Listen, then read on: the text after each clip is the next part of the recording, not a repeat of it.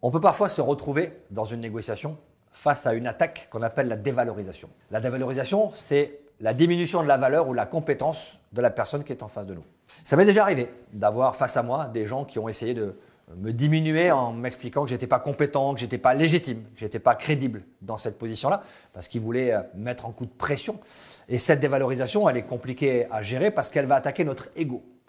L'ego, c'est le sentiment d'exister, c'est le sentiment d'être, c'est la recherche de satisfaction. Et forcément, quand quelqu'un vient vous attaquer sur ce critère-là, c'est compliqué de ne pas perdre ses moyens. Et c'est ce qu'on va voir maintenant, comment je garde le contrôle face à une dévalorisation. Quand quelqu'un essaie de vous dévaloriser, maîtrisez la réaction égotique. Notre ego nous pousse à riposter. Ce qu'on a envie, c'est de se défendre, de se protéger. Et donc, on peut avoir soi-même une attitude de dévalorisation. Mais vous êtes nul sur ce sujet, vous n'y connaissez rien. Ah bon, je n'y connais rien? Ben vous non plus, vous n'y connaissez rien. Vous aussi, vous êtes nul. Si je rentre dans cette logique-là, on n'est plus en négociation, on est en confrontation. Encore une fois, l'ego est un excellent esclave, mais un mauvais maître. Je vais devoir le maîtriser pour ne pas qu'il me pousse à une réaction qui serait inefficace et qui pourrait m'amener à perdre le contrôle de moi-même. Ensuite, poser une question d'investigation.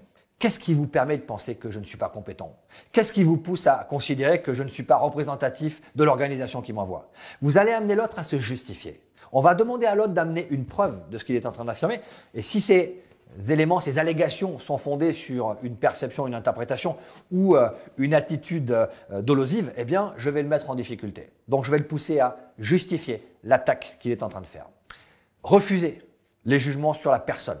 Montrer la limite ferme du propos.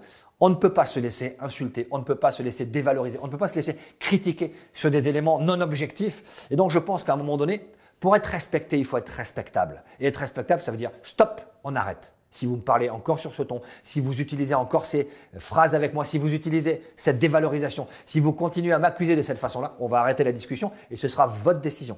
C'est votre comportement qui va me pousser à arrêter la discussion. La dévalorisation, c'est une attaque déstabilisante, mais retournez cette attaque contre son auteur. Montrez que vous êtes capable de gérer votre ego.